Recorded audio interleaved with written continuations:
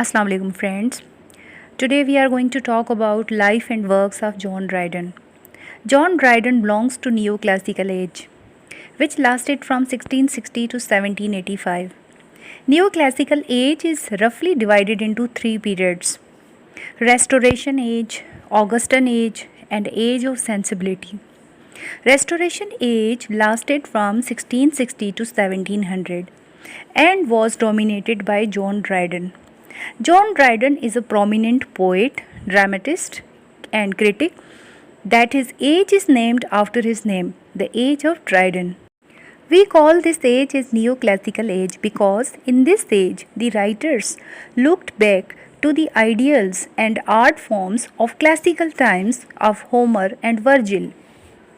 John Dryden was born in 1631 in England.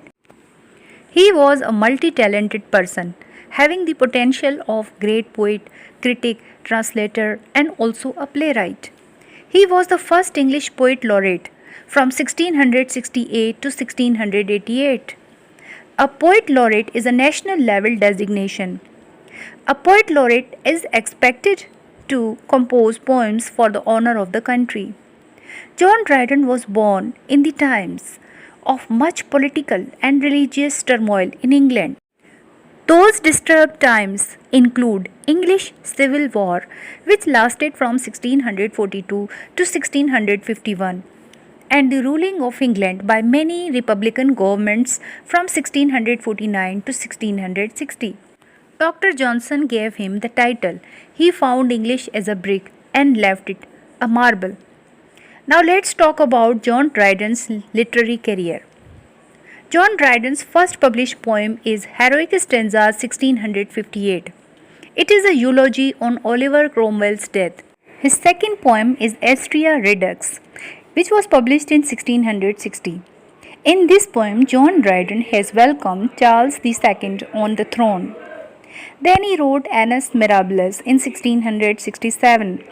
This poem discusses about the Great Fire in London. One thing I must mention about John Dryden is that he was a great opportunist. When a king came to the throne, he wrote in the favor of that king to get the highest position or rank. John Dryden's translation of the Aeneid by Virgil in 1697 is regarded as his most significant work in English literature.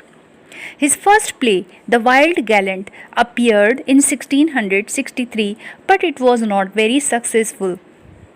The poetic works of John Dryden are compared with the John Milton's Paradise Lost.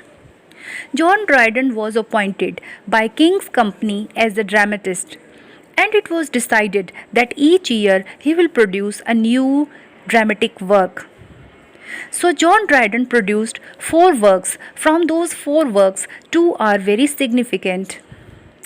The first is The Conquest of Grenada, and the second is Marriage de la Mode, which is a tragic comedy.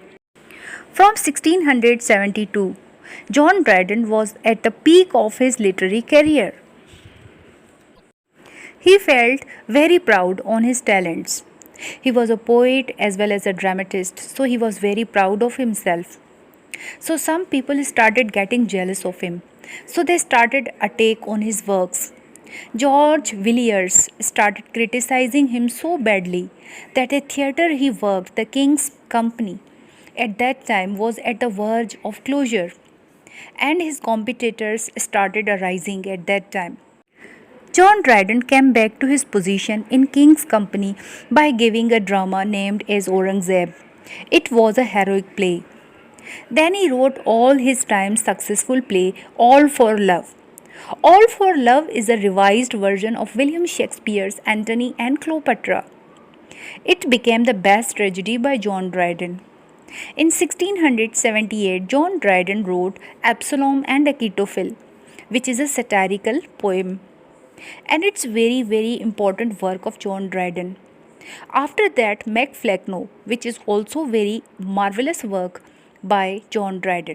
Normally when a poet is died, on his place another poet laureate is appointed, but John Dryden was such a poet In his lifetime, Thomas Shadwell was appointed on his place as poet laureate.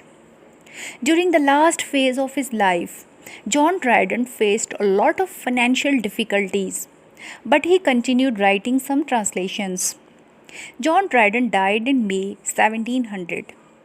He is buried at Westminster's Abbey in Poets' Corner.